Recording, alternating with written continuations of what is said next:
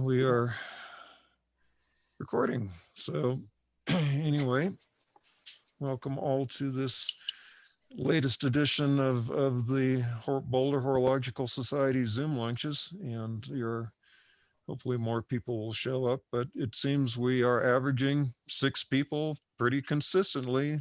Not always the same 6, but there are 6 of us or 7 of The us. main 6. So Stan is lurking in the background there with that video. Yeah. So anyway, you asked what we were wearing. Here's the what I'm wearing today. It's a 1954 Boulder. So and you have screen mirroring on because Bulova is backwards. yeah, okay. Let's see if I can find that. Where is that? Well, So you can click on your the chevron by your video button, and I think you can bring up video and settings and do mirroring there at least. yeah, let's see here. Well, let me. Oh, this is a live image. It's actually running. Yeah, it is live. Okay, here we go. So let's see. There's what I'm looking for. And I think, will that do it? So let's stop and then restart, because sometimes maybe it'll take. Nope, that didn't do it, did it? Okay. Darn it. Well, anyway, it's flipped, but it's a 1954.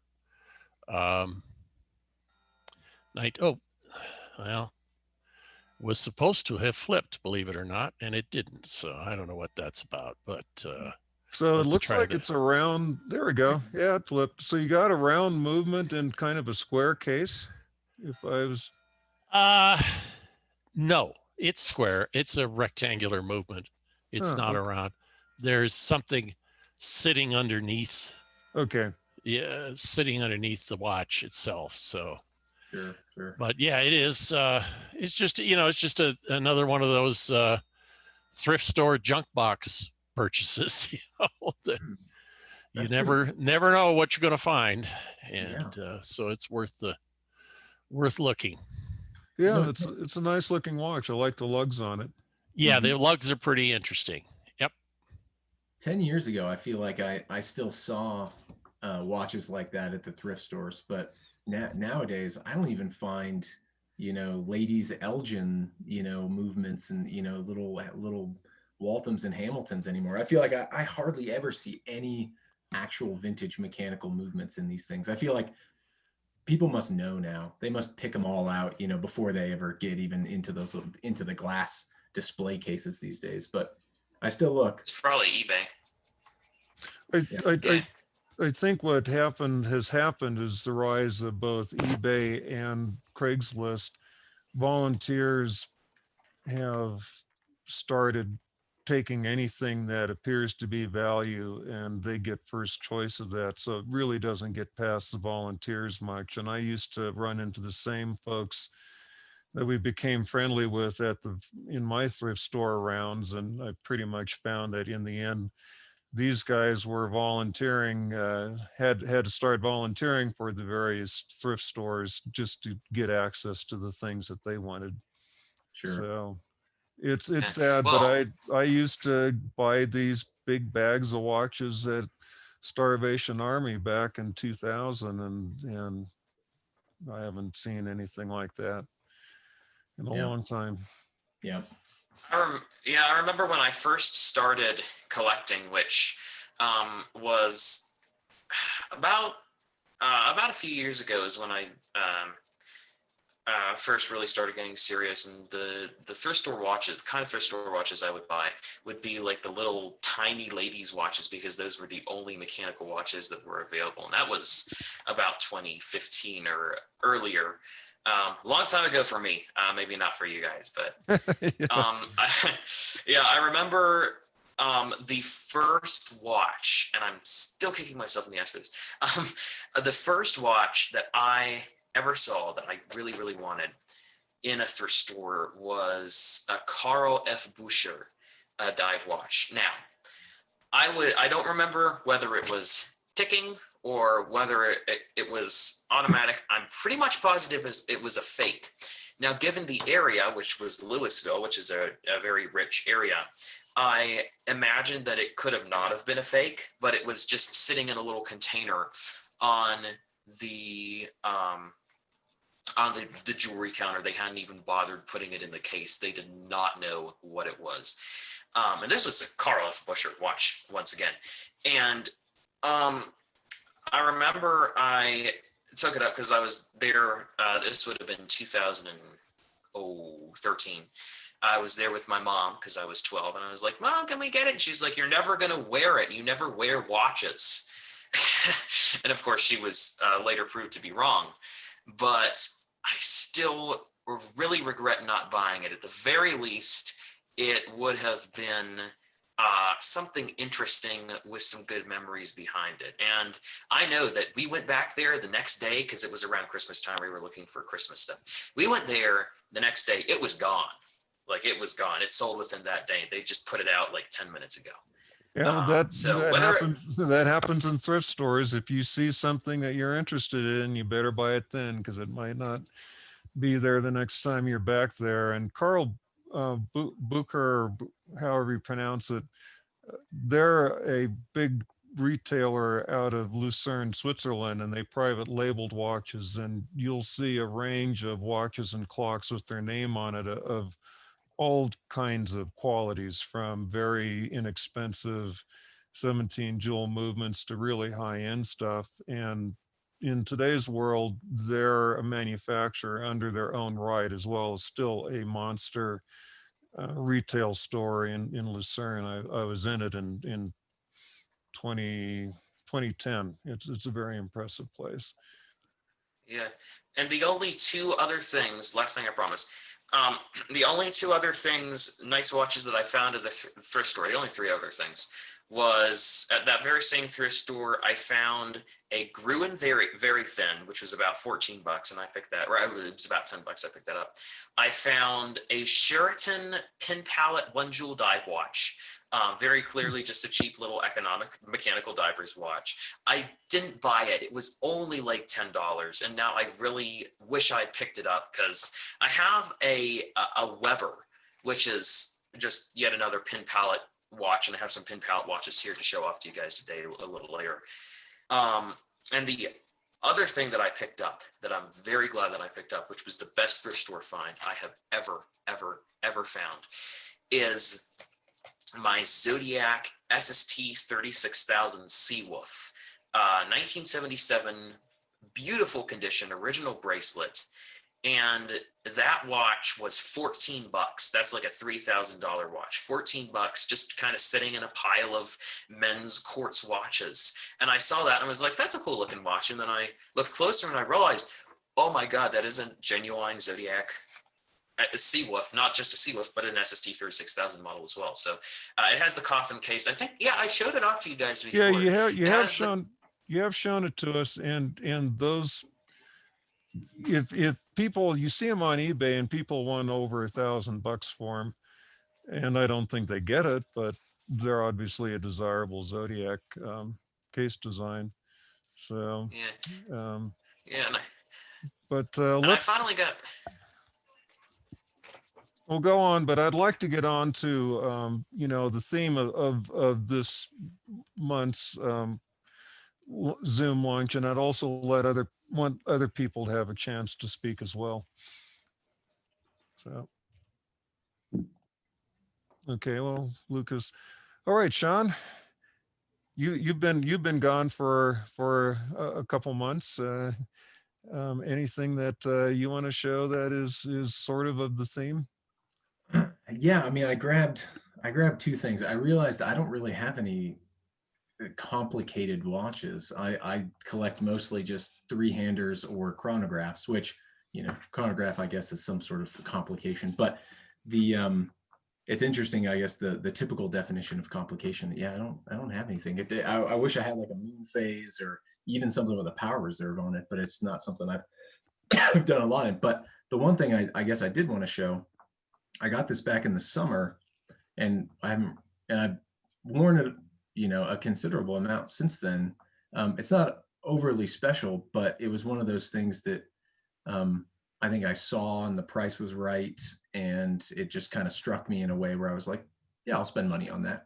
But it was a Kickstarter. It started as a Kickstarter last year, around Christmas time last year, and it was a company in France that they bought the rights to Woolbrook watches, which was just like an old kind of very utilitarian kind of department store watch back in the 60s. And it was Woolbrook in Europe, and then they marketed it under Douglas in the US. And it was, the reason it was even special at all was that Neil Armstrong's personal watch that he wore when he wasn't wearing his Speedmaster was just a cheap department store Douglas skin diver. And I think maybe last year or something, Neil's brother had a bunch of his stuff and he put it all together in an auction. And it was one of those things that was in the auction. And so somebody said, oh my God, there's a Neil Armstrong watch. And it was this previously, fairly unknown brand. And so a company back over in France kind of caught wind of this, and they started a little Kickstarter to reboot the brand. And for, I think it was, $250 if you gave to Kickstarter, then you got one of their watches when they launched and delivered in the summer. So I threw my $250 in the ring. I got my watch. It was supposed to be delivered in July, but due to the pandemic, it didn't actually get delivered until I think the end of August.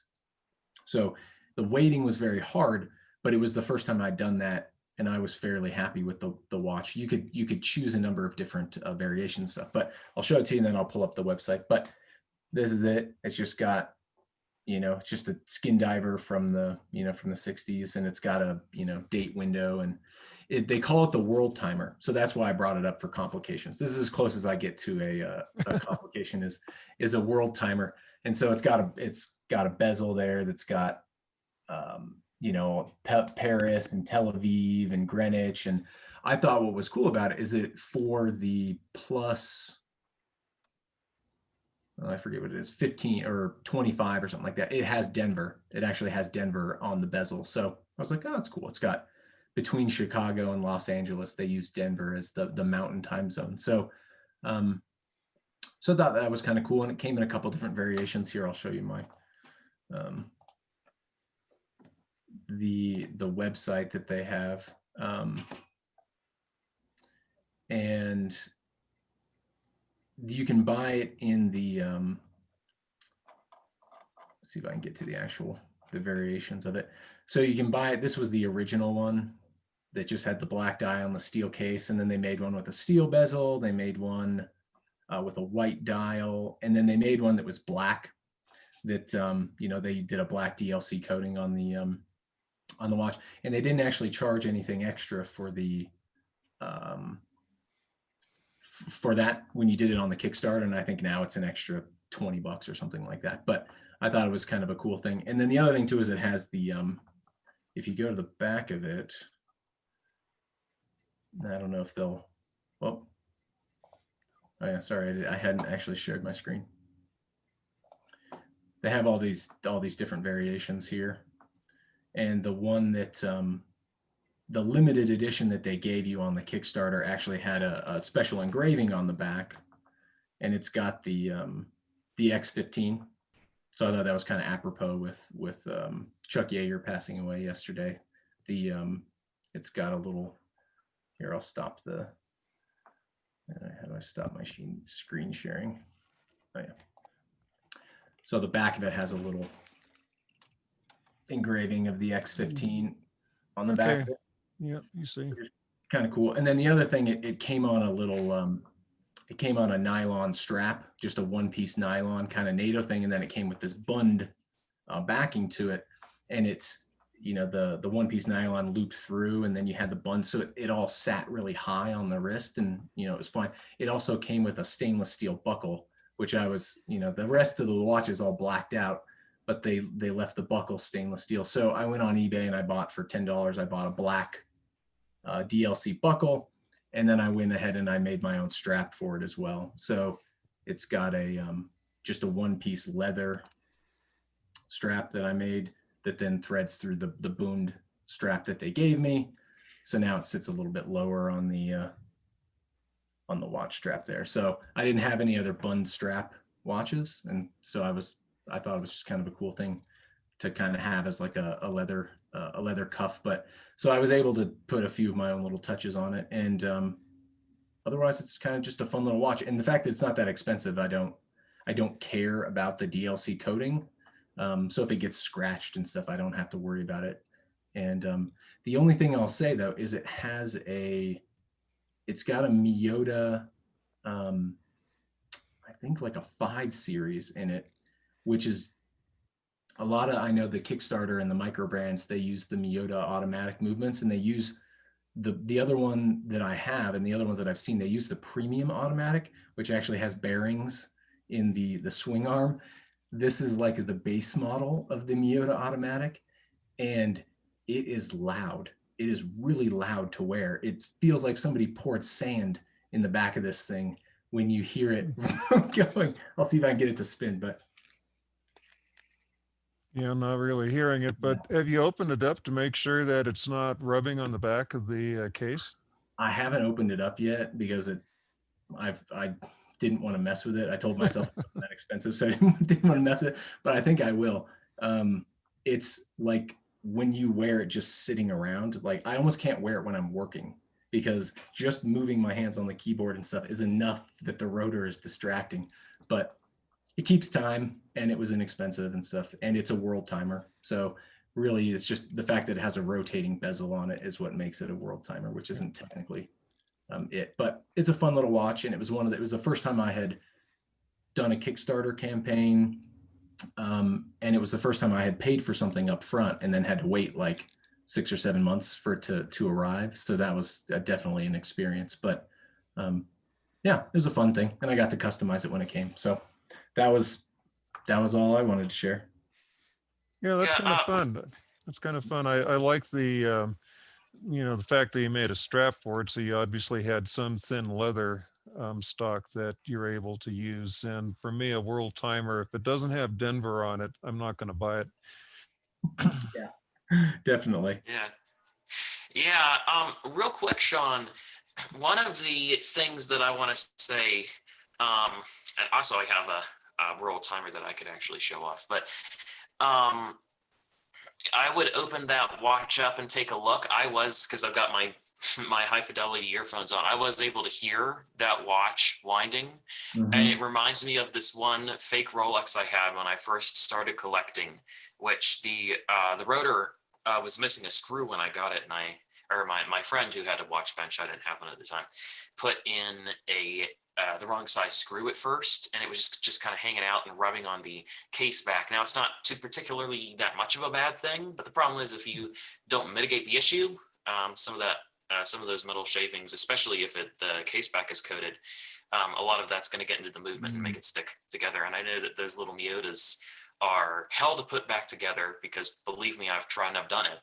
But they're hell to put back together. They're very expensive for the people who I know who service watches. They're much more expensive to service because they're difficult to put back together, and they are also very touchy. I remember I got this one watch from China, which had a little dot of oil that was so dirty on the back of the seconds hand. Basically, the yoking or the hacking feature for it, the seconds hand sticks out a little bit, and it's a little clip, a little spring clip that sits on top of it, and a bunch of dirty oil had built up on that and was keeping the watch from running. And a lot of the movements similar to that one, I think it was a fake of that type of Miyotos from China. Or they're just very sensitive movement, and I would probably try to mitigate that issue. Yeah, I might open it up while we're on the call, actually, when other people are going through their stuff. Maybe just for fun, I'll open it up. But The other the other thing that I had seen is I went online and actually looked at all the Miyota specs, and the premium automatic is it has almost the exact same specs to it. And so I thought if I really got angry enough at it, I would just buy one of the base Miyota premium automatics and just see if I couldn't swap it out in there. But I think if you buy them and, if you buy them as a base, it's only another, $110 or something to buy one of the Miyota movements as a core. So it might be worth it just for fun to further customize this. But again, it's not a crazy expensive watch, so who knows? It's really not worth it, but as a fun thing to kind of mess around with. So yeah. It seems that Miyota is a big supplier for a lot of these Kickstarter brands in the affordable price points. I ordered a watch from a German, Chinese, Hong Kong collaborative called Barons, and they do these crazy complications for time displays, and their more inexpensive ones are using the Miyota movements in it. And I'll also say is that I ordered one and it got as far as Anchorage, Alaska, where it got impounded by customs because they didn't properly declare the alligator strap. So it got sent back to them, and they're in the process of trying to source a leather strap and get their import paperwork act together. So anyway. Hi, Tim. Yeah, you said we were going to use the term complications fairly loosely. So here's what I brought today. This is one of those Gruens that flips. In other words, you go between 24 hour dial underneath the windows to 12 and so on, and it flips automatically. For whatever reason, these strangely seem to have jumped a lot in price lately, and I'm not sure why.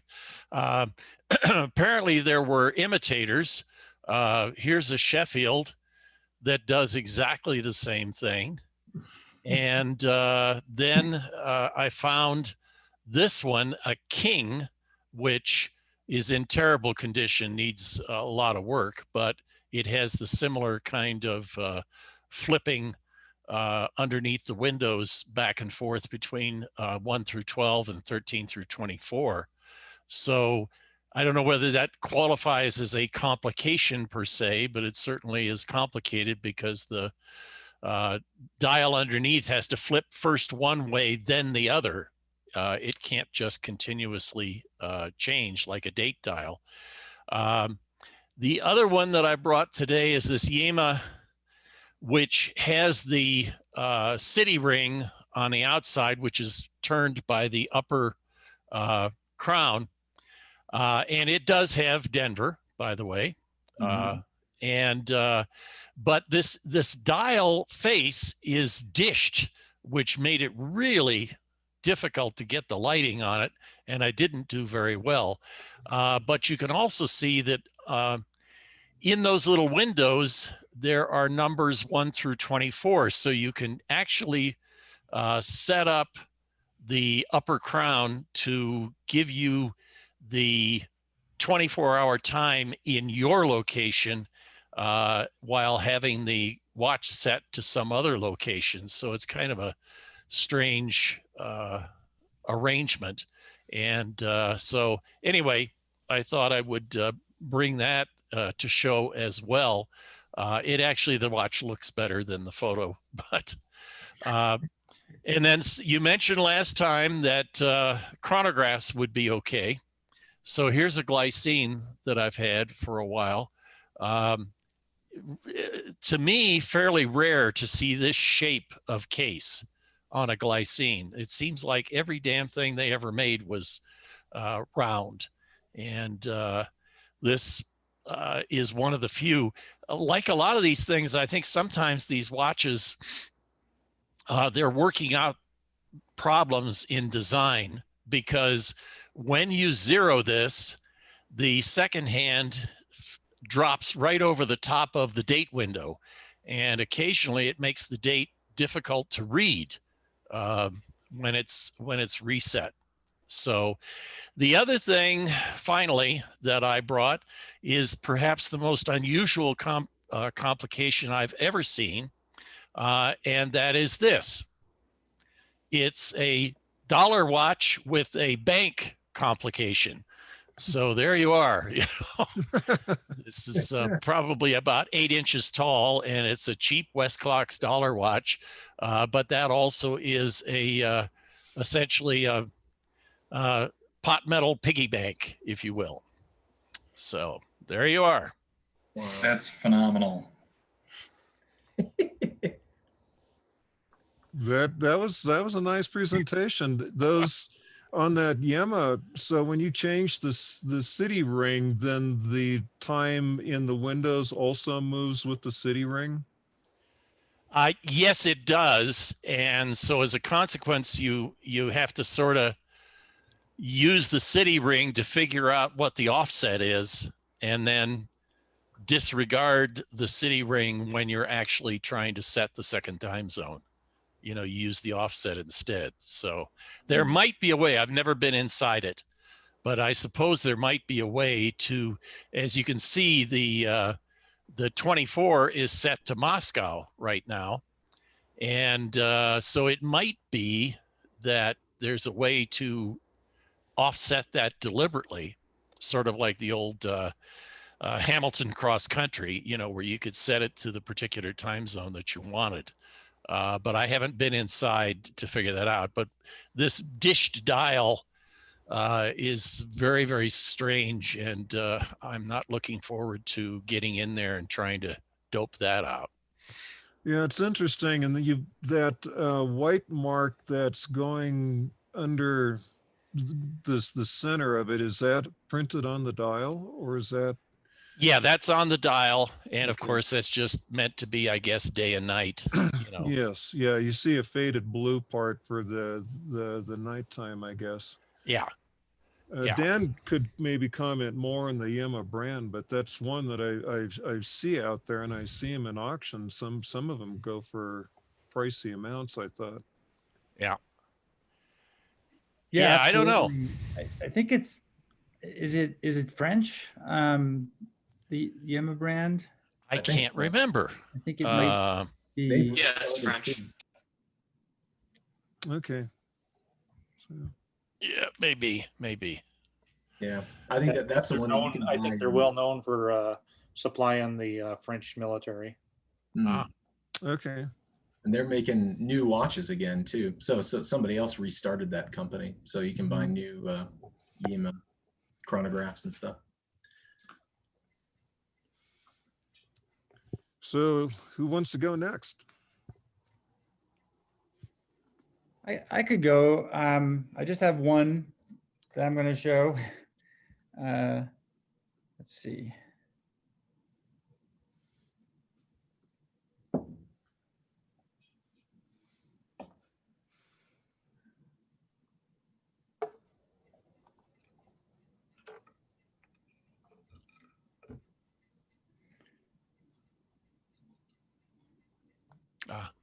So yeah, so I don't have like any like really complicated watches, but this one has an alarm. So I thought that's it's a bit of a complication, and it goes along with the theme of trying to listen to watches. So I can follow up on Sean's presentation, and I think you'll hear this one. So this is so yeah, it's a JLC Memovox from before they actually had Memovox written on it, but basically it's identical. It's from early 60s, about 1961. It has a bumper automatic movement, and they made two different sizes. This is the jumbo size. They call them jumbo, which is about 37 millimeters in size. And so the movements are interesting because so it's a it's a bumper automatic. So this lower crown is the winder, and it sets the time. And then the upper crown winds a separate mainspring that powers the alarm buzzer, and it's so, and it also, it's a 2-position crown, so in the in position it winds, but I already wound it fully. In the out position, in position 2, it changes the setting of the actually, I guess it winds it moving forward regardless of the setting. And but in the out position, you can change. So that little arrow you're seeing, that's setting the time for the alarm. So now it's set at like 2:30. And when that crown is pulled out, the alarm is off. So it won't buzz, which, I don't know, it's very inconvenient to have the alarm off when it's pulled out. I don't really like that feature. And now I can advance, so I can advance the hands to 2:30, and I think you'll probably hear the buzzer.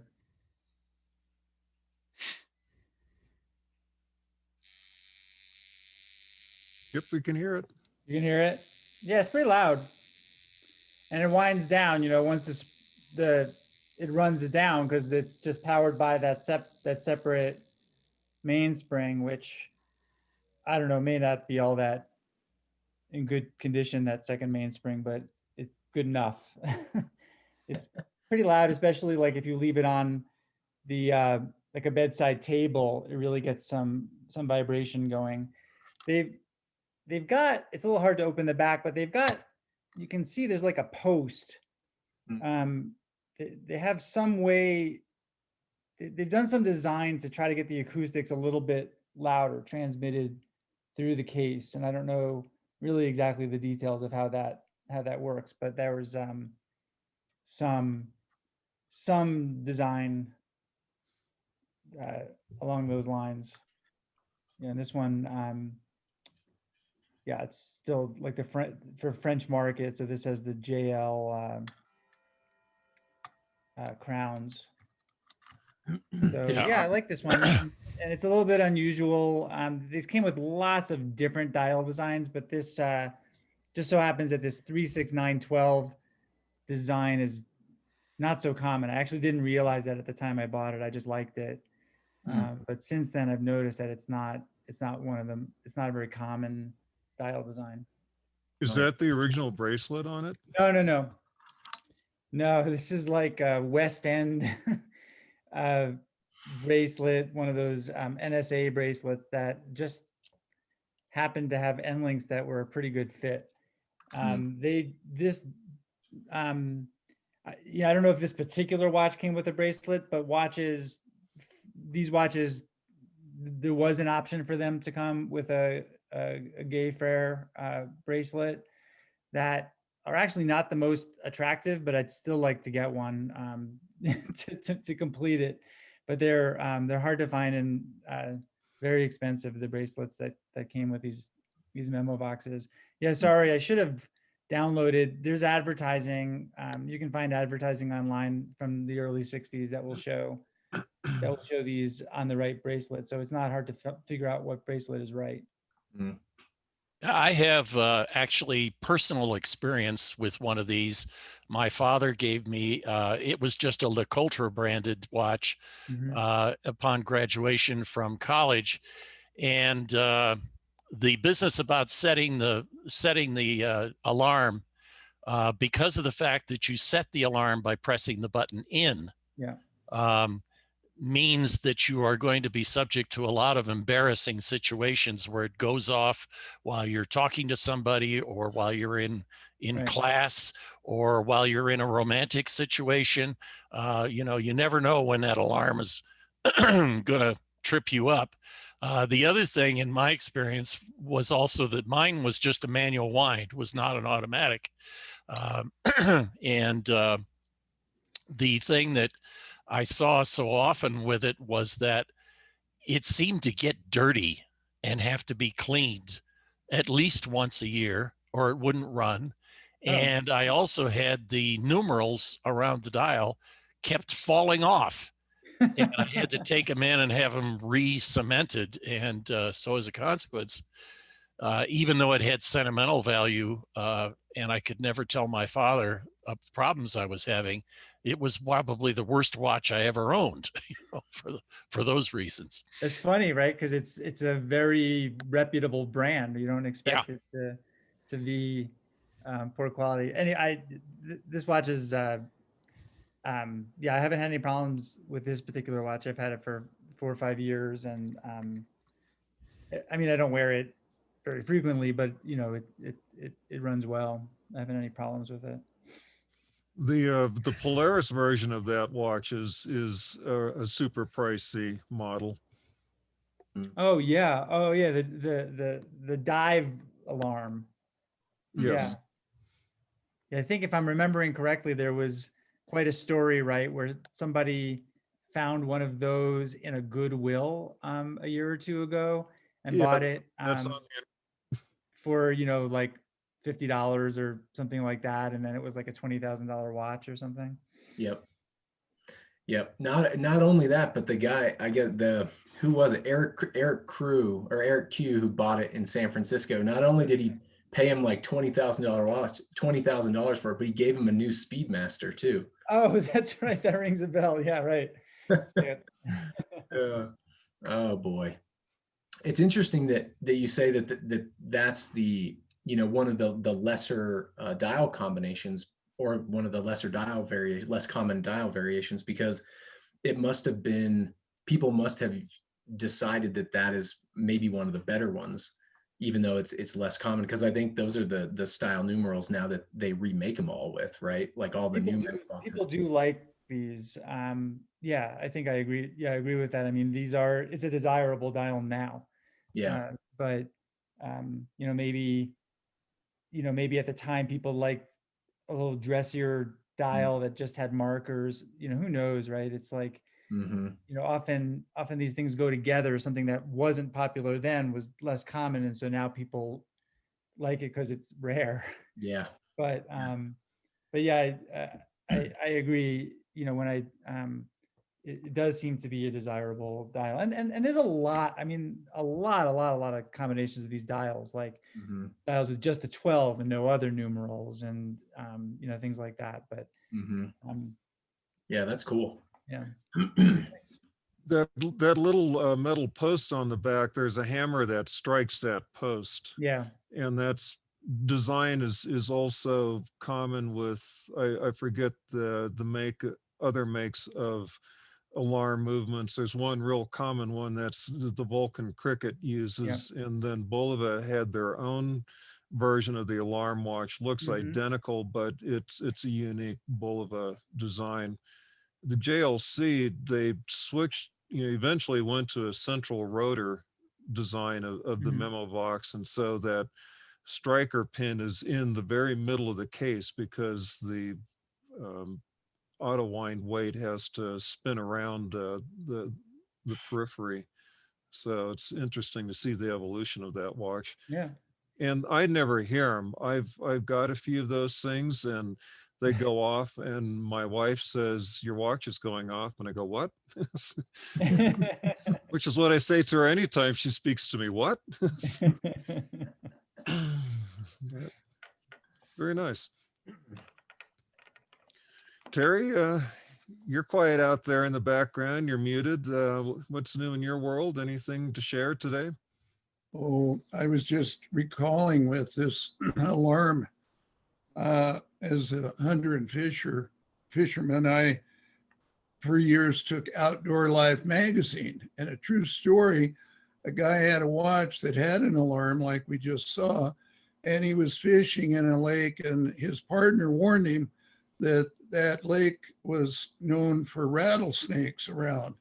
And he was wearing one of those watches. The alarm went off. He thought it was a rattler in the area, and he jumped out of the rocky formation, slipped, and fell in the lake because he was wearing that watch. So that was a true story. I just happened to think of that when I heard the alarm. One of the things I wanted to just draw your attention to, excuse my scratchy voice, I've got I guess, sinus drainage. The complication, I thought you meant life is a little bit more complicated under these circumstances. So that's my sharing of complication today. I have a bad habit of pulling out and reading past marts from the NAWCC. And I was reading one January, February of 2020 of this year. And under the international section of chapter activity, Ottawa Valley, Canada, chapter 111, a gentleman by the name of Gary Fox gave a presentation on the history of the Elgin National Watch Company. And of course, I knew that Archie Perkins had gone to that school, which Gary Fox describes here. And I was wondering if he was going to mention Archie Perkins. Sure enough, it goes on and on, the history of it. Gary Fox, by the way, is writing a book on the Elgin Watch history. But he says in his last paragraph, finally, Archie Perkins, well known for his 3-volume set of books on antique watch restoration, graduated from the Elgin School in 1946 and went on to become a certified master watchmaker and a fellow of the American Watchmakers and Clockmakers Institute. The school closed in 1960. State-based schools were drawing in more students every year, so enrollment was down. So he's coming out with a book on the Elgin Watch School. And so that might be interesting, but I was so glad that he mentioned Archie, because that's how Archie got his start in the business. And for those like Mr. Rhett Loki, you maybe didn't know Arch Perkins, but he was a teacher here in Denver at the Emily Griffith Opportunity School, as well as working for a well-known jewelry store for years in downtown Denver. And that jewelry store just closed its doors in the last month or two. So we miss him. The last thing I wanted to mention, I had a call yesterday from John Kepke. John is the regional scheduler for all regionals. And we had set aside a date for him to hold in mid-June, but we really hadn't firmed anything up yet. And he was getting pressure from some other chapters, I think one down in Texas. They wanted to have that mid-June date. So I said, let's give it up. Let's let them have it. And what do you have in July? Well, the National, as most of you may know, is right in the middle weekend in July. And there's this rule that regionals have to be on either 2 weeks before or 2 weeks after the National. So we could meet the Saturday and Sunday of July 3rd and 4th, which has its pros and cons, or we could meet the very last day of July, a Saturday, and go into Sunday, August 1st. So I told him to hold those dates. I would discuss it with some of our members.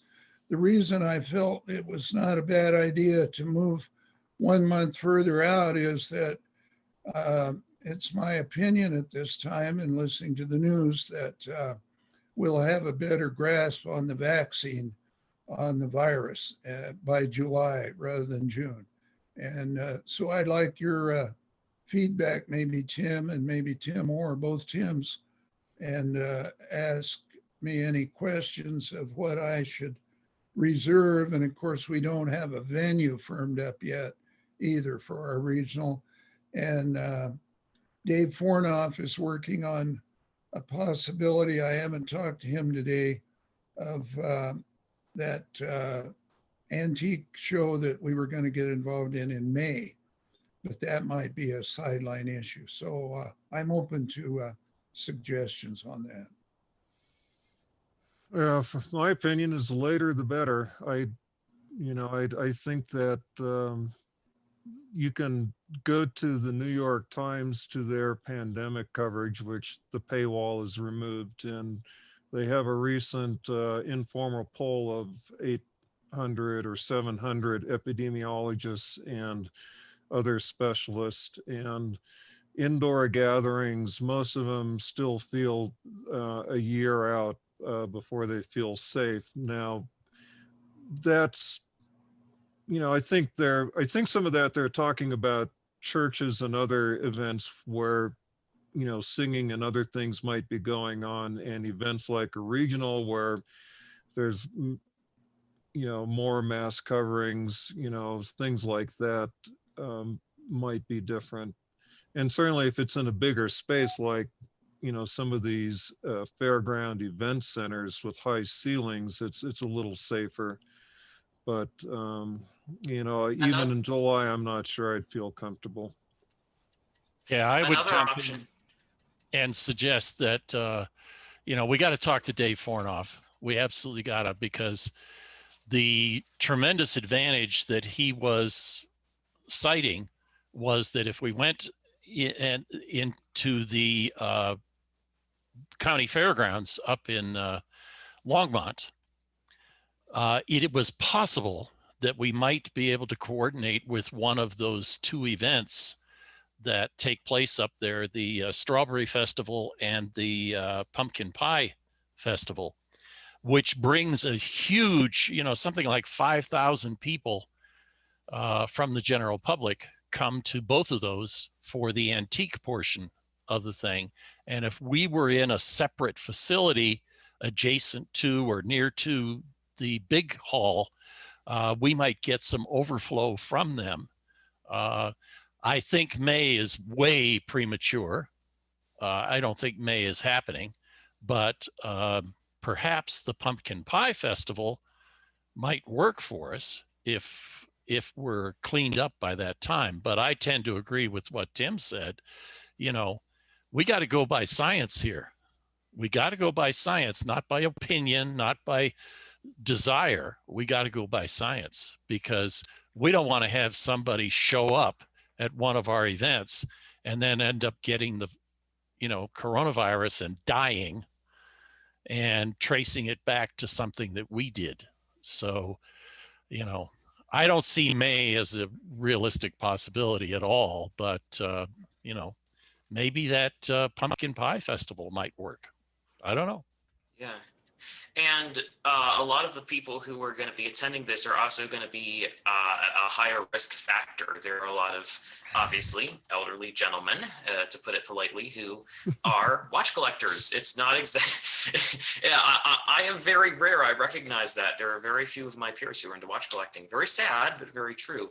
The other thing that I would say, though, and be careful of, is you've got to think that all of these buildings, they're fairground buildings, they share ventilation, and spring and autumn festivals will probably be more or less temperate, but they're still going to have an active ventilation system. And if someone were to have, if there were to be someone who had coronavirus in the main room, and the SARS-CoV was able to make it into the watch venue, even if it was an adjacent room from the ventilation system, they could still trace that back to us. Now, another option actually might be to hold the event outside. The only problem with that, obviously, is weather, and no one wants to sit out in the heat during the summer. It might be, if we wanted to do it in May, I would recommend doing it outside, with spaced out tents. I would look into maybe some farmers market support websites. I've heard talk of those to get a hold of tents, because obviously I wouldn't imagine you have just giant venue tents sitting around. But outside. Getting back to what Tim Orr said, Lucas, and sorry to interrupt. I did send an email to Dave Fornoff last night regarding these date changes and possibilities, and asked for his feedback, and I haven't heard back from him. So I may call him today, but he would have a better handle on that Strawberry Festival and any dates that they have. Yeah, I had mentioned also that, you know, New York has had a tradition of the Chelsea flea market, which would take place every single Saturday in parking lots and also in multi-level parking garages. And of course, the multi-level parking garage gives you some protection from the elements, provided the temperature is good. And I found a place in Boulder. It's a giant overhanging sort of canopy, which it turns out is actually a solar panel setup. But it's a huge thing. It's something like 15,000 square feet under canopy. And I had passed that information along as well. You know, as far as multi-level parking garages, there's lots of those. One of the other things we could do is have a mini mart, sort of like Colorado Springs has, and then go ahead and have a formal regional at a later date. And the mini mart wouldn't necessarily have to be sanctioned by the NAWCC and could be just a one-day affair. That sounds reasonable also. And the parking structure that Tim Orr was talking about is the Avalon Dance Hall and Performance Center out on East Arapahoe by the East Naropa campus. And any of those kinds of venues, I think, would be a good option, because I have heard from some members when I did put the query out later last year, they said, I'm not doing anything outside. You know, I'm not putting my stuff out in the open air. So just for whatever. So. Yeah, by necessity, if we tried to do something outdoors, we'd almost certainly have to do a one-day event. To have people tear down at the end of the day and, you know, reset up the next day would probably just be way too onerous for anyone to deal with.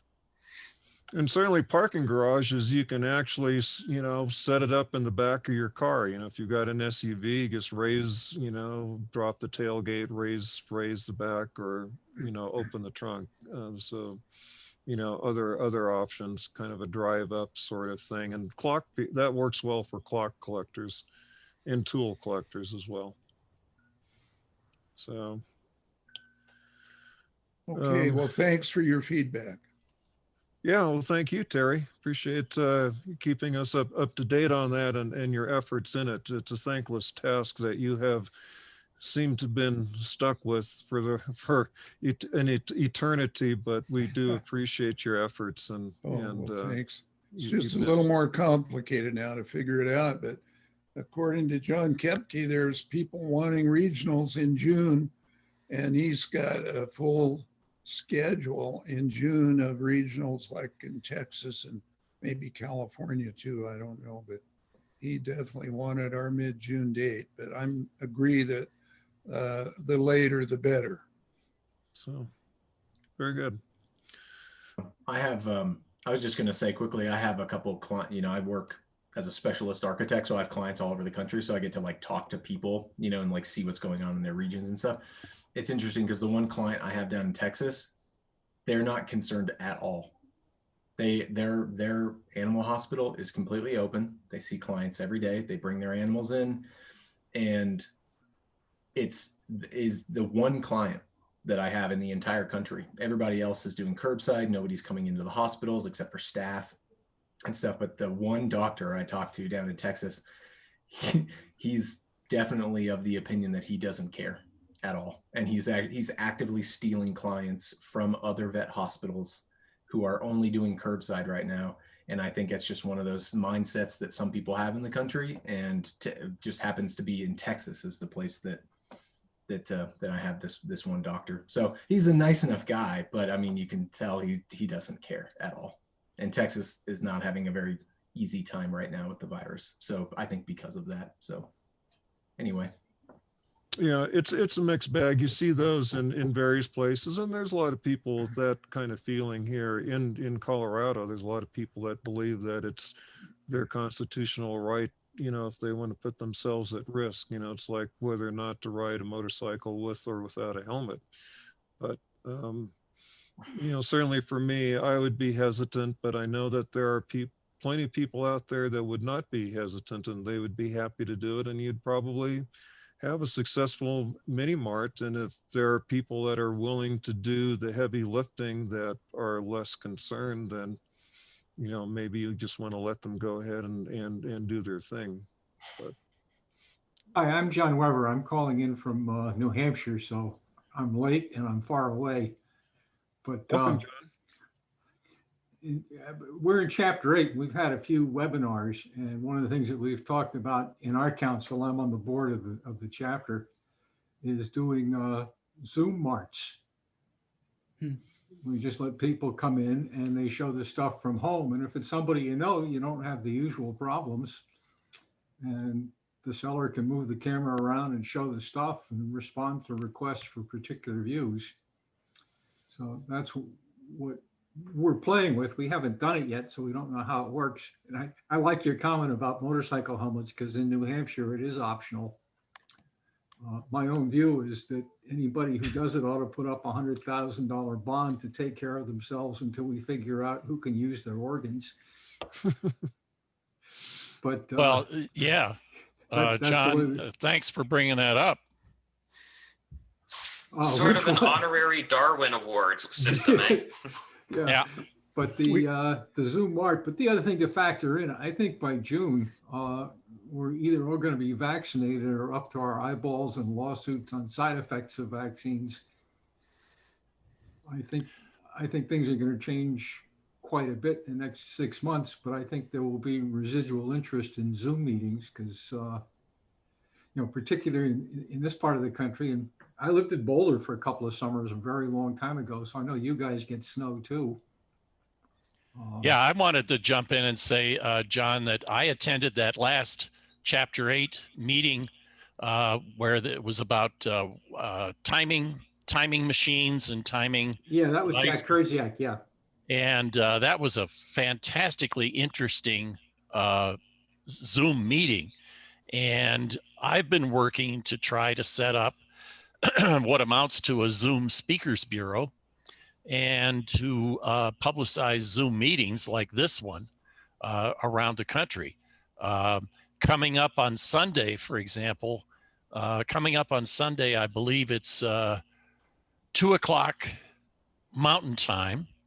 The Seattle area chapters, Ernie Lopez is going to give a presentation. He has something like 300 pocket watch holders. Now, I don't know what that is exactly, but he's going to show us his pocket watch holders. And Ernie's quite a collector of a whole bunch of things and was the kingpin in starting the West Coast Watch and Clock Museum.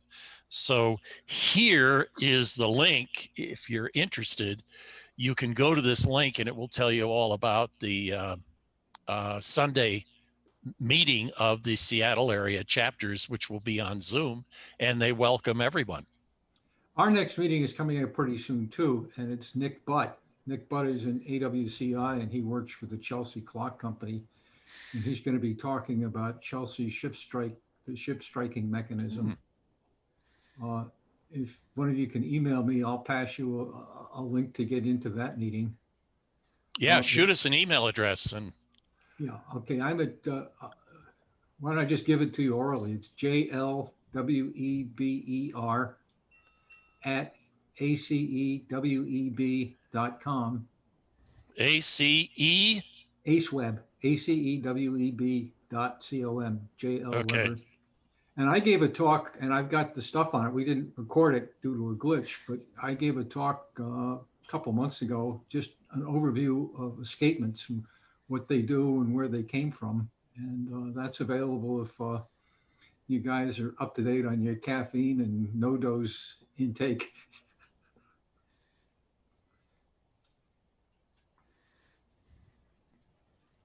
Okay. John, do you have anything you wanted to show, or are you just kind of wanting to see what's going on? Just a quickie, because it's just on my desk. You ever seen one of these? Trying to figure out what I'm looking at. It looks like an 8-day clock movement of some kind. No, it's escapement actually model. it's a student-made escapement model Okay, awesome. made by a guy named Emil Mutcher. Very interesting guy. He was a German, but he made it at the BN Horological School. That's the school in the same town with Omega. And I was actually able to follow his career. After graduating from horological school, he did watch and clock repair for a couple of years. And then he became an ophthalmologist. He found it was easier to make spectacles, and they called him doctor. And he made more money. Interesting, fascinating. Rhett, That's what I have. I'm sorry to step on you. No, and my interest is really the history and development of the lever watch in all of its phases. And I can probably bore you to tears for eons on that subject. So you have the Chamberlain books on It's About Time then? And that was the first book I read. I read that in college, and it was the one that gave me the idea that watch collecting was actually legal. It was something that apparently reasonable people did. But if you're interested in the lever escapement, one of the best things you can do, it's a download.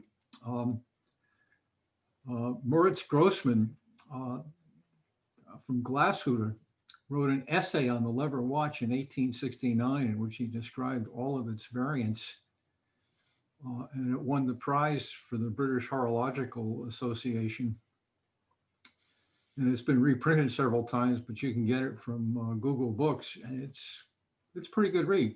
Grossman wrote it in English, but a lot of the books you see are by people who've taken it, since they figured Grossman was German, they took the German version and they translated it into English. But the simplest version is the version in English that Grossman wrote himself. And he covers just about every variant and flavor. And he's a very interesting guy. You know, there's a Grossman watch company today in Glashuder, and they started around $15,000 and up for a plain 3-hand watch. yeah, they're very nicely finished. I have one. Jeremy Oster in Denver, Colorado sells them, and I've actually met the gal that restarted the company. She was at the New York Watch Time event a year ago. Yeah, and she literally puts one of her hairs in the mechanism as part of the hacking mechanism. Yeah, probably not anymore, but maybe. So. It doesn't take a lot of hairs to satisfy the demand at $18,000 a pop. Well, Grossman that yeah. I'm sorry. But Grossman watches are kind of interesting. The other thing that's interesting is that there's a lot of confusion. There's a thing called the Grossman escapement, and there are actually two kinds of it. You know, the first was it banks on a pin that's actually on the lever that goes through a hole. And that showed up in American watches. It's in some Howard watches, and it's called a Lange escapement. Because, you know, Lang made it famous, but it was actually invented by Grossman. And then the second is a mustache type lever that was used in Gruen watches and some of the later Grossman watches. So Grossman was the go-to guy. So there's two kinds of Grossman levers, and there are actually 3 Grossmans involved in that era of horology. There were, because Moritz Grossman was the head of the Glashuder school, but there were 2 other Grossman brothers who headed the Geneva watchmaking school. And they wrote books on horology too. Yeah, he was also a big proponent of industrialization of the watchmaking industry at that time in that part of Europe. And that was largely because the American companies were a big threat to the European watch industry, and they realized that they had to go away from the craft studio kind of method to industrial scale production to bring the costs down. Yeah, It actually went back further than that. One of the great bad deals of all time, you know, when Saxony was under the Habsburgs, they discovered a mountain of silver in Peru. And so the Habsburg emperor sent some Saxon mining engineers to teach local Indians to be slaves to get the silver out, which did two things. It didn't help the Indians much. It helped build the Vatican. And it also put all of the mining industry in Saxony basically out of business. And so that economy had been in the dump for about 150 years when Adolf Lang managed to get the Elector of Saxony to put some money into building the school. And one of the things I'd always wondered is why there were so many watchmakers in Glashütte. And the reason was that Lange's deal was that he had to take all of the output from the 15 guys he trained and set up in business. And that was all well and good when they were having trouble making this stuff, but when they got really good at it, they were supplying more than he could handle. So he brought in Assmann and Grossman and Schneider to help buy the stuff so they wouldn't go out of business paying for all of this material. Fascinating. But and there's a lot of fine detail involved in it, which is probably more than you want to get into. Well, it certainly, I think, would be good for future meetings, presentations, is getting into some of this stuff, because it is fascinating. But yeah, I had a few more things to show pertaining to the theme today. And, okay. Okay, we also need to let Jack go as well, but make it quick, as you know, there's other folks that haven't been able to present or talk. So yeah. So these are about the most complicated watches I have. A couple of chronographs. This is just a standard little Croton computer. I think it's got a Valjoux 7733 in it. And then I have this, if it'll focus here. This is a cool little continental chronograph, and this has an ETA 88, I think 65 in it. And the cool thing about this watch is it works similar to a regular chronograph, but it also has flyback right there. And it's actually based, you know, once again on a little one jewel pin palette movement, similar to this, which for some reason is on my desk right now. I'm not sure why. There's this little UCAM's pocket timer. And I love the, the second stun on the bottom is kind of cool. Yeah, and that's actually a, it's a tenth of a second counter, and the movement is really weird because this is attached to the escape wheel, and it has 3 hands connected to it. Someone's been inside the watch and fiddled around with it because some of the screws that hold it down are missing. But world timers, I went up and I grabbed this one. I am not sure how well you can kind of see. There it is. At 12 o'clock on the sort of the lower row, and keeping with Sean's theme, this watch has Denver on it, but it's in Russian. And Denver in Russian is Denver. Yes, I've been learning Russian on Duolingo. This is another kind of weird little complication watch. Here we go, I keep that. And this has, I showed this off, I think, at the last meeting. This has a 24-hour dial with a settable bezel. Very cool. And this was, of course, an eBay find. Most of my stuff is. And then I have my Zodiac Aerospace GMT, because when we're talking about complications, GMT 300 calendar GMT watch, rotating bezel, sort of a standard complication, I guess, nothing too out there. Definitely means a lot to me. I've had it for a long time, and it took me 3 years to fix and actually get running properly. So yeah. Very cool. For a minute, and I got something. Be right back. Okay. And one more thing here. Here is a watch that actually I think I showed off as well. This is made by SUG. It's a Chinese movement in there. I don't remember the exact number on it, but it's got a pretty decently decorated movement. This has a date, sub-seconds or small seconds, and obviously minutes and hours, but it also has a power reserve. So there's about one of the weirdest little complications I have. Once again, not too out there, but That's an interesting watch. I like that one. So, yeah, I picked it up for about, I think, $50 so, on nice. eBay. Jack, you want to jump in? You've been sitting there patiently. Sure. So hopefully you are able to hear me better. Yeah, you sound pretty good. Good, because I'm using the headset that you sent to me, because the $300 headset that I bought doesn't work with my computer. Works with my new work computer though, quite nicely. So let's see. Let's go to this one first.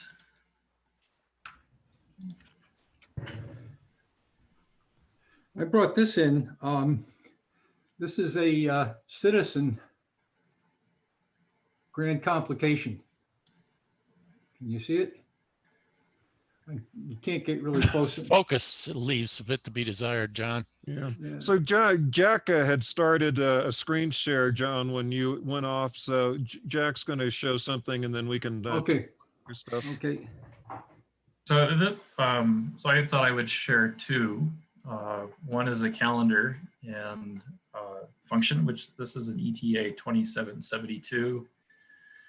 It is circa 1962, somewhere in that ballpark. But I thought, since we were talking about showing the outsides of watches, that we could take a look at the guts and see what's going on inside. I thought I would have more time to prepare, but I didn't. So we're going to have to dig through some of the photos that I have. And this is what it looks like disassembled. You'll notice the name on the dial. It says Ariston.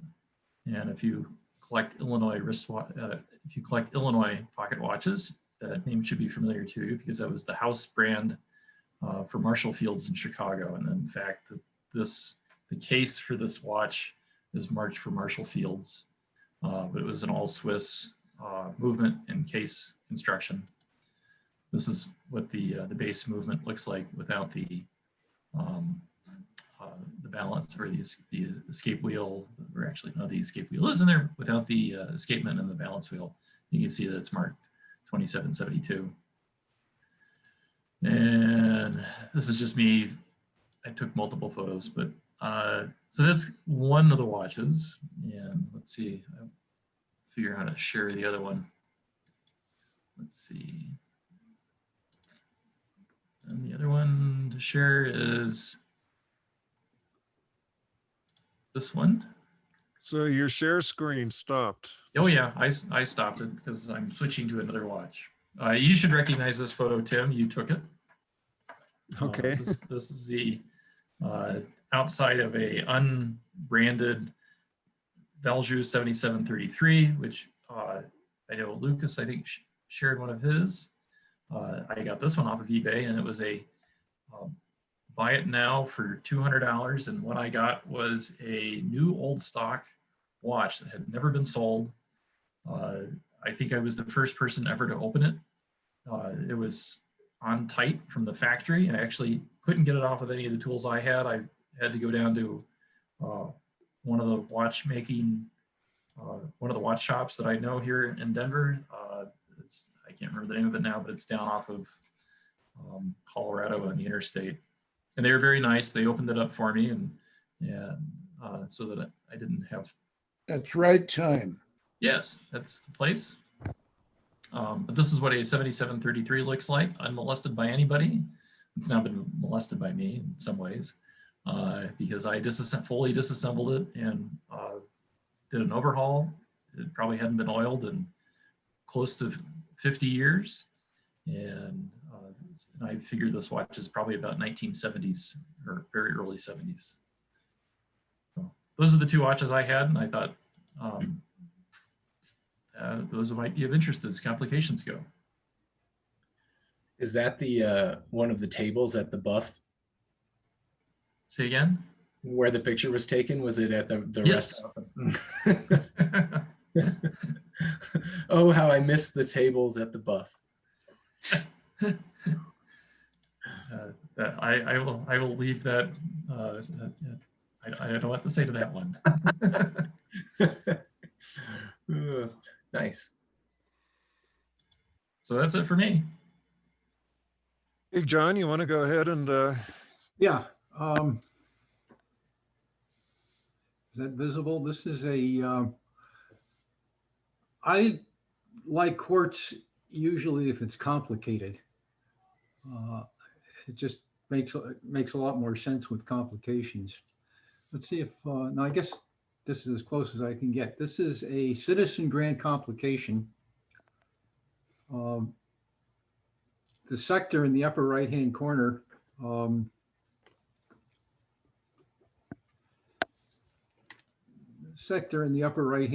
shows the day of the week. So it's a minute repeater, perpetual calendar, and multiple stop chronograph. I like to say it's a watch that will tell you what time it is because it's really got good lume, so it glows in the dark if you charge it. And if that fails, it's a minute repeater. nice.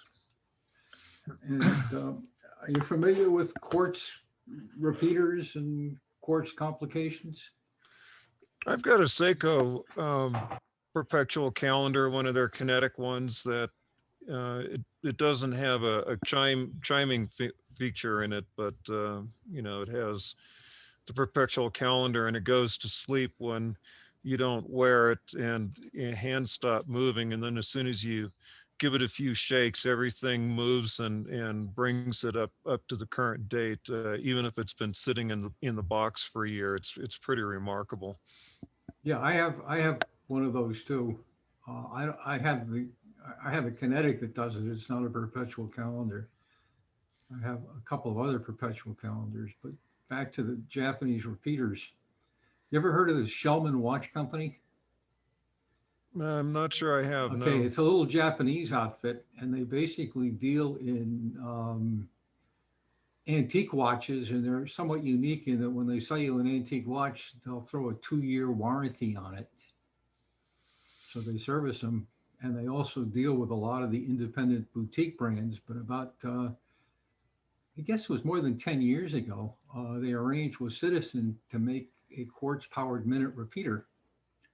And so you see these for sale. If you look for Shellman Grand Complication, they started it, and it's a lovely watch. I lusted after it for a long time, but then I found that Citizen has started making their own, and I like the Citizen a little bit better because it was a more modern layout, and it's solar rather than battery powered.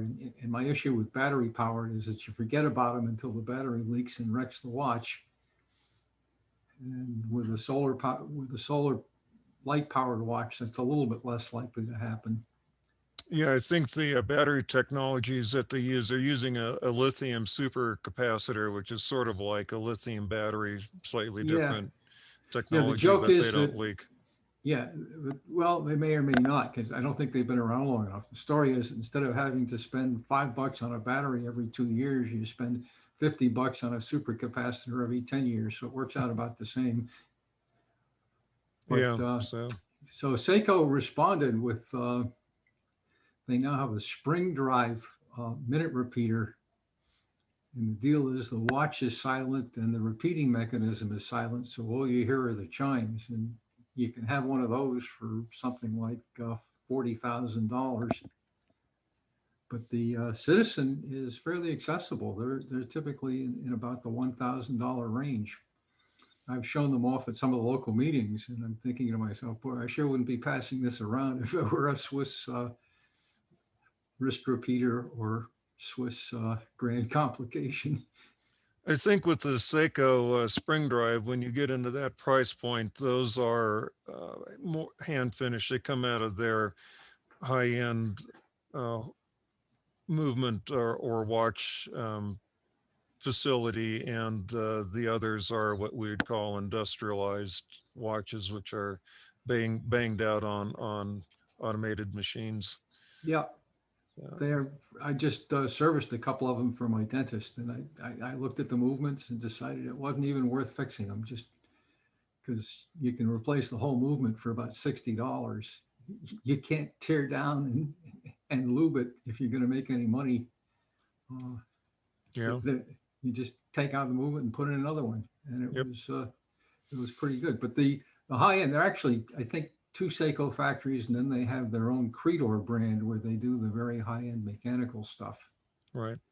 But the spring drive is got a fair amount of mechanics in it, and Yeah. higher end spring drives are they put a lot of effort into hand finishing those, I believe. Yeah, no, they're lovely watches.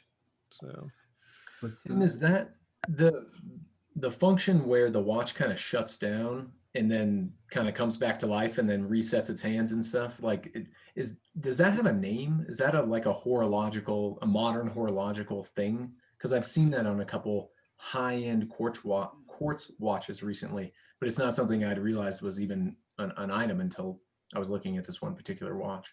I think Seiko started it with their kinetics, but Longines has picked it up with the latest VHPs. Do you know about those? No. This is their latest very high precision. And they're complicated in that they're perpetual calendars, but the display looks normal. And what they've done is they've gone to 2 levels of end of life. In the first one, the second hand makes big jumps. And when it gets even lower, all the hands go to 12, and you've got 6 months to get a battery replacement inside. Otherwise, it's got to be completely reset. And I have one of those. I've been timing it. It looks like it's going to stay within about 4 seconds a year.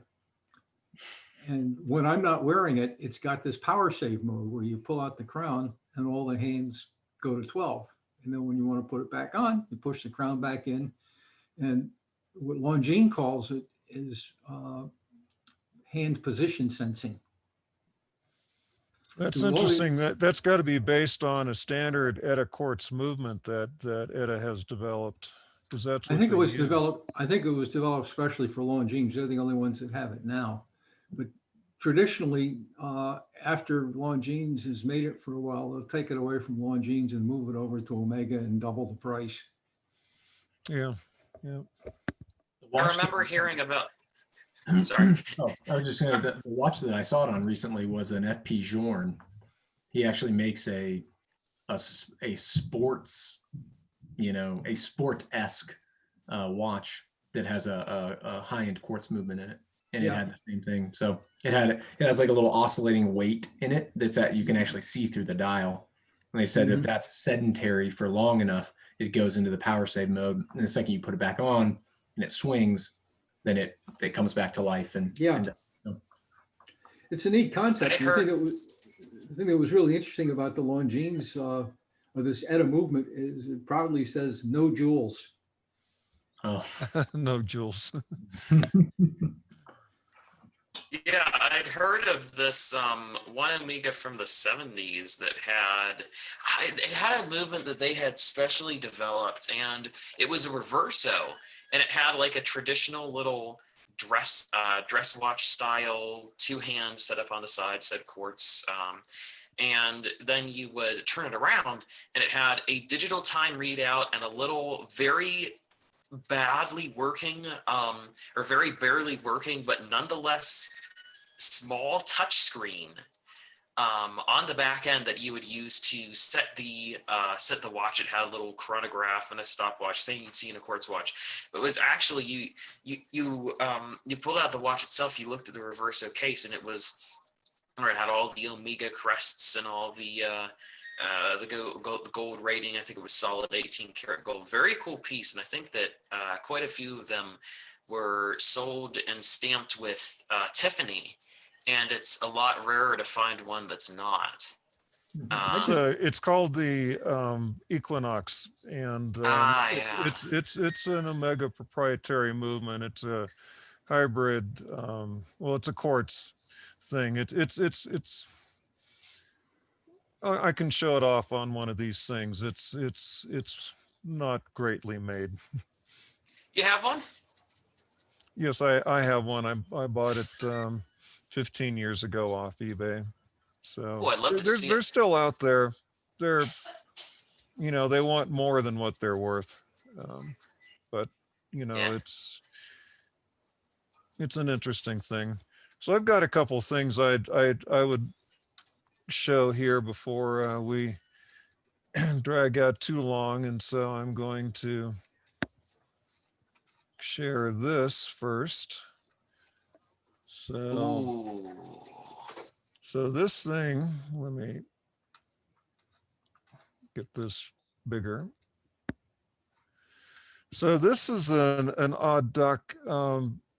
It's an early Elgin, and I don't remember the year, and I didn't prepare enough to look it up, but it's got this crazy regulator dial on it, and it's nicely done. Somebody did this. I don't know if it was a school watch project or just a personal creation, but you know, this is the movement of it. So it's an early full plate Elgin, and this is what it looks like under the dial. So it's a lever set kind of classic thing with an added modified gear train, and that the dial with the moon and the sun is just a 24-hour indicator, which you see on some watches, and that's just a close-up of the printing. It's a painted dial. That's the backside of the dial, and that's one of the gears that they made. So they, you know, made it out of a couple different gears, and they glued it or soldered it together. I guess that's the 24-hour indicator. That's right. And this is the plate with all the gears taken off, and there's a standard unmodified Elgin plate, you know, alongside this modified one. And so I had taken it apart for servicing. So that was that, and then I will share one other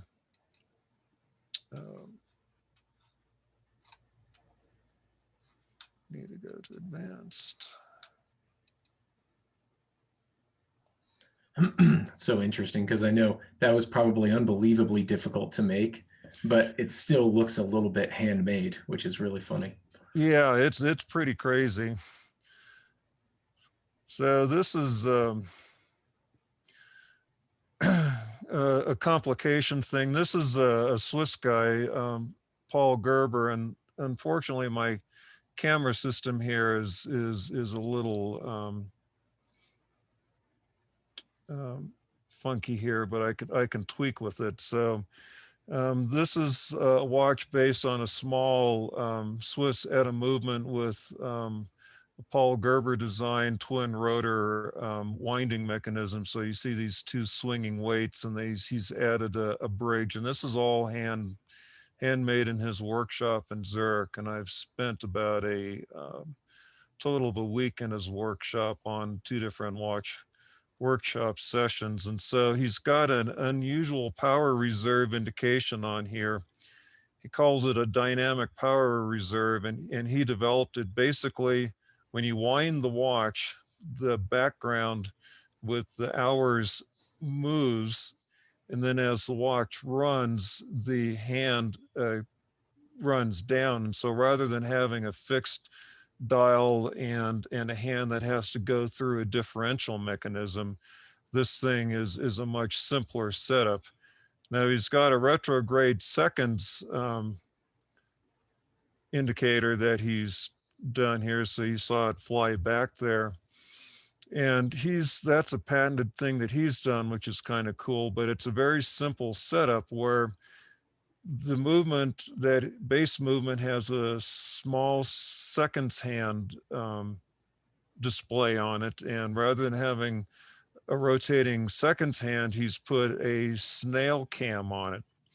And then there's a lever that's attached to the second hand, and then there's a spring that tensions it. So this lever is following this cam as it, goes across and counts up. And then as soon as it hits 60, that's the edge of the rise on the snail, and it falls back down to 0. And so the hand resets. It's a pretty simple little setup, but it's kind of fun. And it's a big time waste because you spend a lot of time waiting for it to hit 60 and then reset just so that you can watch it. So that's one of Paul Gerber's little creations. And also the dial, the hands, the numerals, he makes all of those in his workshop as well. So this was a school watch that I had built as part of that week-long thing in his workshop, and that's not part of the presentation, but this is. And so this is a little moon phase module that goes onto your watch strap, and it's quartz powered. And so it's got a teeny base of a women's quartz movement in there with a modified quartz control module that impulses once every 4 minutes, I believe, and that drives the gear train for the moon phase module. And of course, when you change the battery, you have to send it in to either Paul, or he's got a guy here in the US that he's trained to repair these things, and my battery needs to be replaced. And then here's another sort of complication thing, and this is a early mystery watch, so it's kind of hard to see, but there are hands that you can see through, and so there's basically glass discs carrying the hands on it. This particular one, to set it, you would actually open it up and move it by hand, which is kind of a kludgy thing, and it needs a lot of work, and the crown is missing. The crown just winds it. So there's the backside, and you can see the backside of the, and so there's the movement, and it's just a small cylinder form movement that runs around the periphery, and then there's ring gear on the outside of the 2 glass discs that drive the glass discs. And mysterious, or however you pronounce that. And then here are a couple modern versions of the same sort of thing. This is a Dior branded watch. It's made by Quinting, which is a Swiss company based in Geneva. And so they've got glass discs driven by the periphery with the quartz movement.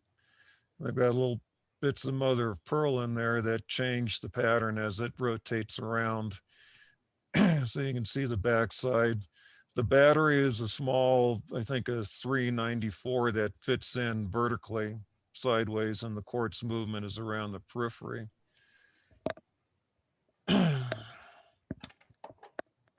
And this is the chronograph version of the watch. So it's similar kind of a thing where each of these chronograph counters, they're small sapphire discs carrying the hands with the ring gear on the periphery that you can't see. And then the hour hand, minute hand, and then there's a date indicator. They're also driven by a stack of quartz or sapphire discs that are driven by ring gear. And again, the narrow movement. And this one, this is where the battery hatch is. So the batteries goes right in under there. And they're thick, they're big, and they're kind of fussy watches. This one tends to stall out when the date hand wants to flip over at 12, and they don't have midnight. They don't keep track of it's 24 hours, it's just 12 hours. So this date pointer actually moves twice, and each date has 2 stops on it. So one would be midday and then the other one would be midnight. So that is my presentation. It's interesting that the Paul Gerber, the only other place I've ever seen Paul Gerber is in the, I don't know if you guys have this one, the Masters of Contemporary Watchmaking, but he's got a spread in there. Does that look like him, Tim? Yep. Yeah, no, that's Paul. Yeah. Yep. Yep. It's interesting. He's got a number of watches in this book. And that's the only other place I've ever seen him was in this book, but I knew he's an independent. So that's cool that you went and took a class with him. You know, I actually met him at Basel World in 2013, and there's Hurdle's Jewelry and here in Boulder is a dealer for Paul Gerber, and the reason why he's a dealer for Paul Gerber is Paul Gerber's international rep lives in Boulder County, and his name is Michael Schmutz. He's been to some of our lunches, and Michael originally was a rep for Minerva, and Keith Hurdle carried Minerva. And when Paul was developing the retro twin, he looked at the at the Minerva caliber 48 as a possible base movement for his retro twin. And so Michael had made contact with Paul at that point, and then Minerva was sold and bought by some Italian venture capitalists, and Michael lost his job, and so Paul Gerber picked him up as a rep, and then Michael got Paul Gerber into Keith Hurdle's shop. And then when I went to Basel World, I went to the AHCI, the Academy of Independent Horologists, and I saw Paul Gerber standing there, and I had an MIH watch that I'd bought in 2010, which Paul Gerber collaborated on and assembles in his workshop. And I went up and introduced myself and, you know, told him that I was in Colorado, and he got all excited and called up Michael and made Michael come over. And then Paul had mentioned that he was wanting to start doing these watch workshops where it would be a 3-day workshop, and you would go through the process of learning some decorative steps and some watchmaking steps. And yes, if I'd be interested, I said, sure. And then, you know, and I figured, well, he'd come to the US and do this, right? But I got a call, you know, a few months later from Michael saying, hey, Paul's putting together his first workshop. You want to do it? It's in Zurich. And it's like, oh, I got to go to Zurich. But I agreed to do it, and there were 4 of us, and it was quite the experience. And then back in 2018, he invited me back. He was giving a presentation on, he completed the world's most complex wristwatch. Is Piguet, Frank Mueller, Gerber super complication that is owned by a Swiss industrialist named Felix Graf. And Paul has spent 20 years working on that, and he finally finished and gave a big presentation on it. And he invited me back to Switzerland to see that. And then I spent another 2 days in his workshop doing some enhancements to my school watch. He added a micrometer stop to the balance rate adjustment, and so is, you know, finishing that and putting it together. Wow, that's crazy. That's quite the is that the watch with the Hebrew calendar on it? No, there are actually machine produced watches that have more parts now, and the Hindu and Muslim in particular calendars are super complications. This particular watch started off as a kind of a pendant sized minute repeater watch, and then, yeah, there it is. And then Frank Mueller bought it when he was young at an auction and got somebody to fund him to modify it. So Frank Mueller refinished it and had a perpetual calendar module added to it. Frank Mueller claims that he made it, but actually it was a different two specialists that made it that are famous that I can't remember now. And then he had commissioned Daniel Roth to create a platinum case for it. And then the owner, which was Lord Iran, I don't really know what his details are, was the owner or bought it, and then at auction. And then he decided he wanted it improved and he wanted a tourbillon added to it. So he contacted people, to do it. And finally, Paul Gerber agreed to do it, even though Paul Gerber had never created a tourbillon before. And it had to use the same balance spring, it just converted to a tourbillon in the existing thing. So Paul did that, and that took like 5 years. And then he decided he wanted a split second chronograph added to it. So Paul added that. And then later on, it sold to Felix Graf, and Felix Graf wanted some additional work done to it, and he wanted it finished to higher standards. So Paul, took it all back apart, refinished all the plates, and also added power reserve indicators for both the mainsprings, because there's a mainspring barrel that runs the minute repeater, and then a mainspring that runs the time functions on it. So it's in the Guinness World Book.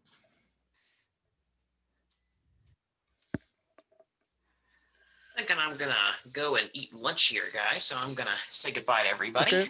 Yeah, we've been going now for quite a while here. So I have one more thing. okay, Tim, jump in. All right. 35 years ago or so, I did computer generated animation and motion control. And I don't know if you're familiar with this guy, but it's Redfern Animation.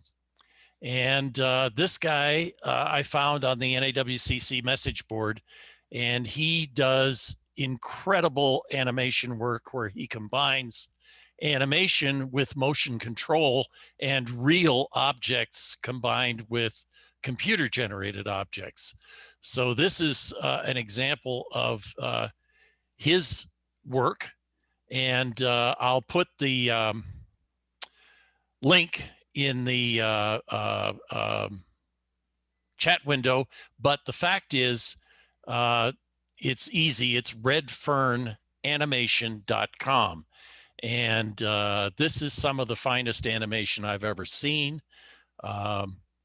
including the fact that it's technical animation and that it's technically correct as well. So here you got motion control, because this is a real watch, and he's going to break out into animation at some point. So anyway, I wanted to show that to everybody. It's well worth your time, and found this, as I say, on the NAWCC message board. So I'm on a personal crusade at this moment. If you're not going to the NAWCC message board on a regular basis, what's wrong with you? So that's a anyway. nice watch with this free sprung balance. Yeah. And it looks like a D10 chronometer too. Yes. Yes, it is a spring D10. It is. And he's got a whole bunch of animations like this. He's in Scotland, and now we're back to animation again. Did you see we transitioned from live action motion control to animation? Just gorgeous work. Absolutely gorgeous. Yeah, that is really neat. Yeah, there was a big rash of that about 5 years ago. There's a guy, DeWitt Watchmaking, and somehow this guy thinks that being a descendant of Napoleon makes him a world-class watchmaker. But they commissioned some very high-class computer animation where you actually fly through the watch as it runs. It's just incredible stuff. So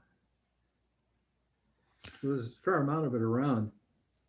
There's Well- a YouTube channel called The Watches TV, and the guy who runs that has some pretty special videos and other things. He used to do it for watch brands, and now he's just doing it as an independent news guy on YouTube.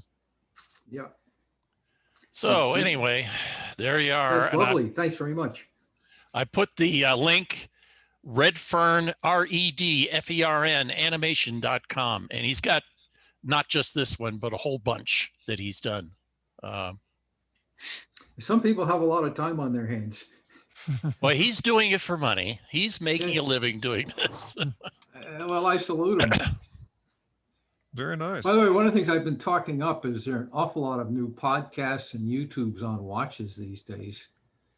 And I was looking at one of the channels. I don't remember which one it was, but I noticed in the heading that this guy has 500,000 subscribers. That's about 10 times the size of the NAWCC. There's a world out there that we're missing out on.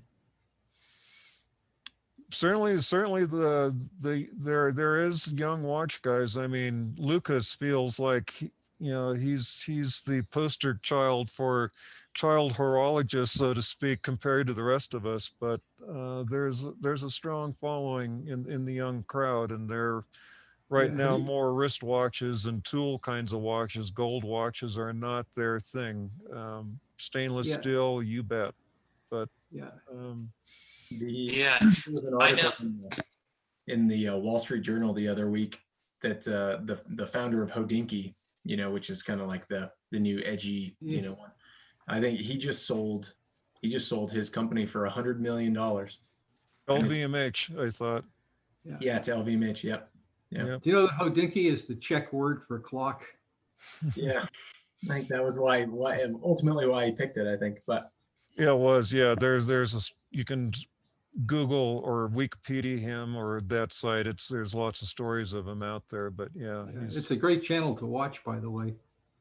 yeah. yeah, and I spend a lot of time watching YouTube videos, and a lot of the people who I watch are making fun of some of the more famous content creators who are flexing their Rolexes and showing off all of their material goods. Mostly they buy watches just to brag. For example, there's this one guy called Meaningless. He has about 5.2 million subscribers. He's a smaller channel.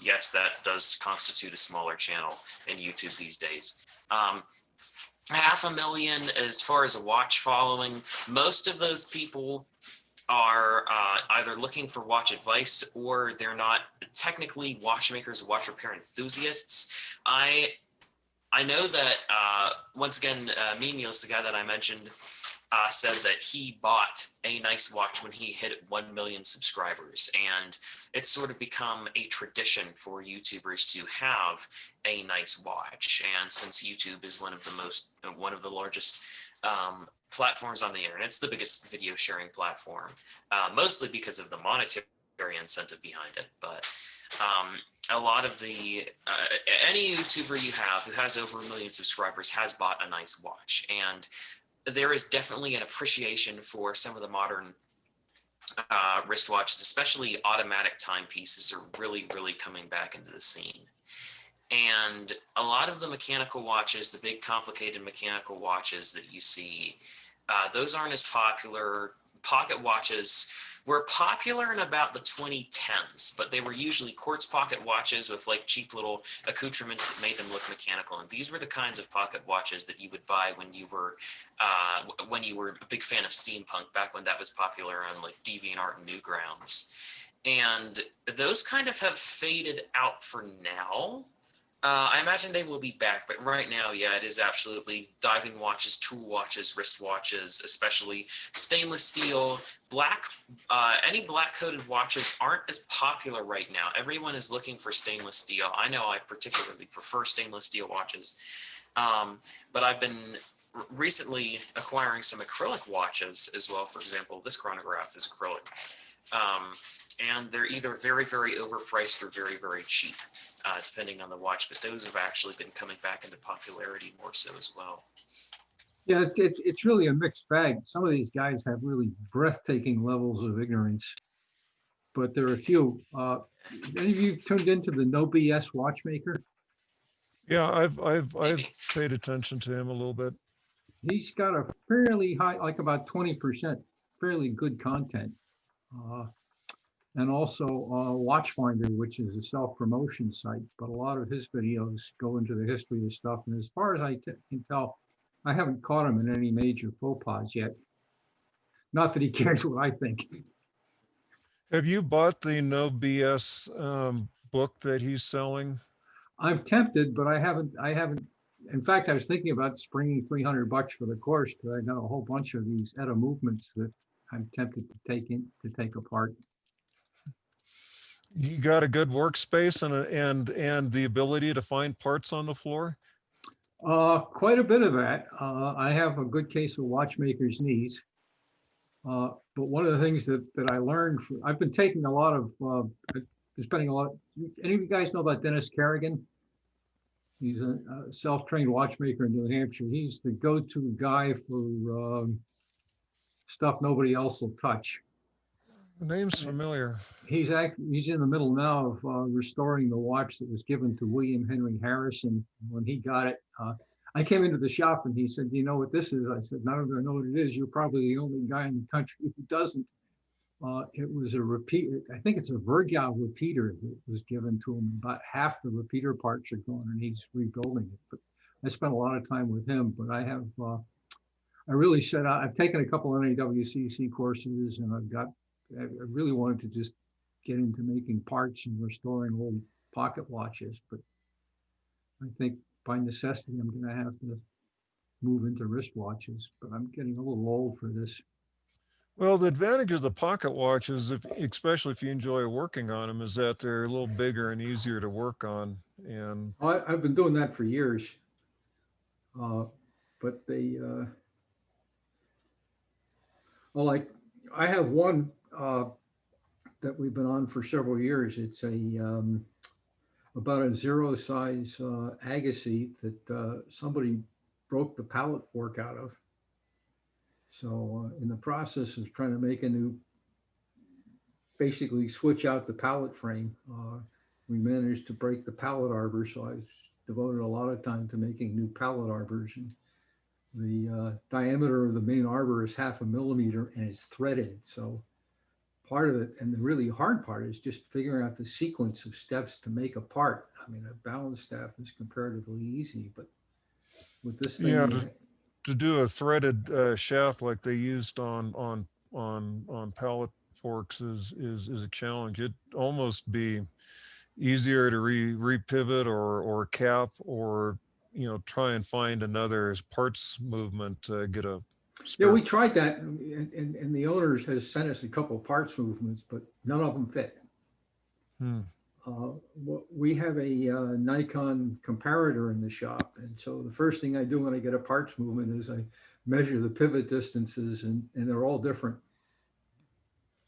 And the pivot is 0.04 millimeter diameter.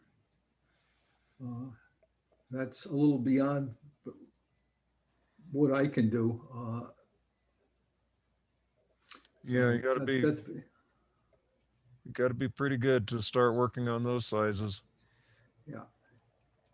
And just a limit to the quality of the machines. I've just found I've just got too much run out in too many of my tools to be able to get down to that. Yeah, and some of those they do by hand. Honestly, Stan Bjorklund is listening in, but his son-in-law Bill Tapp, he do all that stuff by hand with a hand graver, on a small lathe, and can drill those things out by hand, literally holding the drill but being guided by the tailstock. No, I've done that, and one of the things I found, by the way, is that you can get tailstock runners in exactly the right size. They're sold as 3D printer rails. Huh, interesting. Yeah, and so I got one, and I have a universal grinder with some diamond wheels, so I make spotting drills, and but it's still got a couple 10,000ths of an inch of run out. But I found that I made this runner and I bored it out to take 1/8 inch shank drills. I spent a lot of time getting the drill size right, so when you take the drill out of my runner, there's a pop when the air comes back in. That's pretty precise.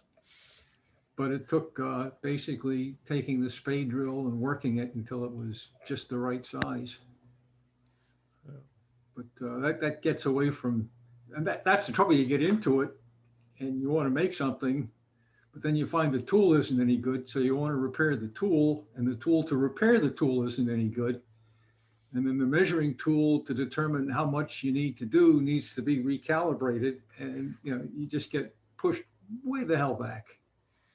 So it's one thing to do it as a hobby like I do it, but, you know, and at the end of the day, so I've got about 3 or 4 pallet arbors since COVID came down. I've just been sitting in my shop trying to make these pallet arbors. Well, that's one way to get good, is if you make every part that you break in a watch, you'll eventually learn how to make every part. So, Or you'll fill up your shop with shavings. yeah, well, you know, it also turns out that a lot of us, you know, watch horological hobbyists get caught into the tool thing. So I see you have a 3D microscope stereo behind you. yeah, I do. Yeah, that's an AM scope. Yeah, I have a one. I've never been able to figure out who made it. It was sold as a Nikon, but it's not one of theirs. And I have it set up over my lathe, and I found that makes a really big difference. I can look at the shaving as it comes off, and I put a reticle in there, so I get a pretty good idea what my dimensions are. That's kind of good. You know, I can't work on a lot of things without the stereo microscope anymore. I do a lot under the loop, and for a long time I tried using stereo loops, you know, kind of dental loops.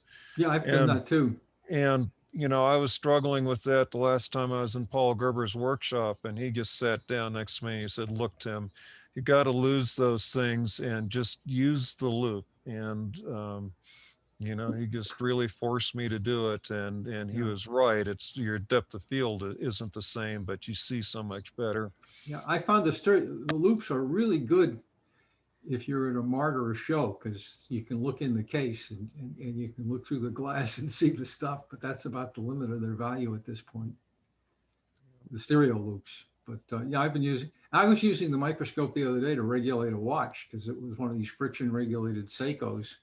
So I was pushing on it with the pegwood, and under the microscope, I could see that I had, you know, moved the beat and the regulation just a little bit I needed to get it right on. So I use the stereo microscopes all the time now. Yeah. The one thing that you have to do with the stereo microscopes, you know, if you're buying them at thrift stores or flea markets and other things, is a lot of them, the working range is real closer than sometimes you want. And so you have to use a negative lens in front of them, kind of a Barlow lens, to extend the working range, and it lowers the power of the microscope, but it's nice to have that extended working range. Yeah, a lot of them you buy too are busted. I got a really good buy on a B&L stereo lens, but fortunately when I opened it up, I discovered that the mirrors had fallen out of the erection system, and I was able to just glue them back in. I thought it was kind of ratty, but I got some other ones, and I couldn't see the difference between the ones I had done and the other ones, so I kept the one I'd fixed. But I used to do optics, so I'm comfortable doing that stuff. Okay. But again, it's the same thing. You got to work on the tools, to work on the tools, to work on the tools, to make the parts, to make the part, to make the part that ultimately goes into the watch. And then you wonder where all the time is gone. Yep. I hear you on that one. So what I really marvel at these guys who make complicated watches is they're able to focus on what they're doing and get it right the first time. I mean, that's just so incredibly impressive. They've done it for 10,000 or 50,000 hours or whatever it is they say you have to do before you get to be an expert at it. And they probably had mentorship too. So people say, no, don't do that. Yeah. Well, they got to go through school in many cases where they were forced to make mistakes and learn how to do it. So. The other thing they learned how to do is, if you're going to make a living at it, there are times you just have to walk away. Yeah. So, well, we've gone on. It's 2 Yeah, o'clock I've got to now. go too, because I got a snowblower I got to put back together. All right. Yeah, snow's on the way. Yep. So, Well, thanks much. I enjoyed meeting you guys. yeah, John, thanks for Tim, joining. Thank you, John. I think we've crossed swords a few times on the message board. I'll go ahead and continue posting on the message board, and so you know, hopefully we'll continue to get more folks from around the country joining us, and hopefully we can figure out more interesting things to talk about. And we haven't talked about what we want to do for next month's meeting. Tim or Sean, you got any thoughts? Terry? Well, I'm hoping that even after we're vaccinated, we'll be able to zoom around and, you know, It's continue actually getting- really convenient in a lot of ways. It's not the same as in person, but it's really convenient sometimes to share this way. Yeah, and as we get better at things like auxiliary cameras and screen sharing, we'll do much better even than we're doing now. Yeah. Yeah. Yeah. Well, nice to meet you guys. Have a good time. Likewise, And John. I'll send you the link to our meeting when I get the emails. All right, sounds Okay, good. Thanks much. Cool. See ya. Thank you, gentlemen. Yeah, thank you, Tim. That was and Tim, that was great. All right, well, I'll figure out something for the follow-on meeting then. So anybody bidding on the Jones and Horan auction tonight? No. Okay, just want to make sure I don't bid against anybody. You know me, I'm cheap. If it costs more than $100, I'm out. Yeah, right now everything's over $100. So, Well, I was at a Zoom meeting the other day, and a fellow down in Alabama was talking about a pocket watch that he saw, and he says, I figured I would go 20,000. That would be my top.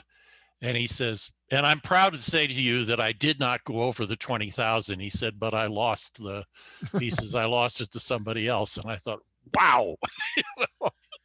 that, yeah, some people have a lot to spend. My wife has been a big fan of the Cartier crash watches, you know, which is a kind of funky shaped Yeah. wristwatch. And well, unfortunately, they've been on a tear, and it's even worse because Kanye West likes them and brags about them. And so there's 3 that are up for auction in this December auction cycle. One sold last night on the Heritage auction. I think it was last or the day before, one of those 2 days, with buyer's premium is 89,500, I think is what it went for. Oh my God. And then you still have to pay tax on that. Sure. Yeah. So Wow. it's Yeah, it amazes me what some people have to spend on hobbies, you know. Essentially, it's unbelievable. well, they all hope that it's going to sell for 180,000 when they decide to sell it, but Yeah. you never know. Yeah. Yeah. My Gruen air flights are running like $1,600 at this point, and I have no idea why. You know, it's like, what happened to take them from like 500 or 600 up to 1,500? What's the deal? You know? People want them.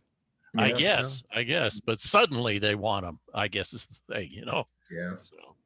I think if you do a search, if you find some website that has profiled it, that sets a lot of it. And, you know, there's one website called Spring Bar that I was, you know, looking at Zodiac stuff. They've got a lot on a good thing on the Zodiac Seawolf. And those early Seawolves are just, some of them go for a lot of money, a lot more than I think they should go for. Yeah. Yeah, And that's a good point, actually. There are so many watch websites and watch YouTube channels and video. There's so much journalism around it right now, both new and vintage, that as soon as somebody writes a big expose on something, I know everybody goes right to eBay and starts looking for, you know, whatever it was that they were talking about. And I think you can see sometimes 30 to 50% price spikes on some of these things just because somebody wrote an article on Time and Tide or Hodinkee or something like that, you know, and all of a sudden there's just more demand for it. And in general, it's been going up, since over the last 20 years. But I think even recently during the pandemic, I think it's gone up quite a bit.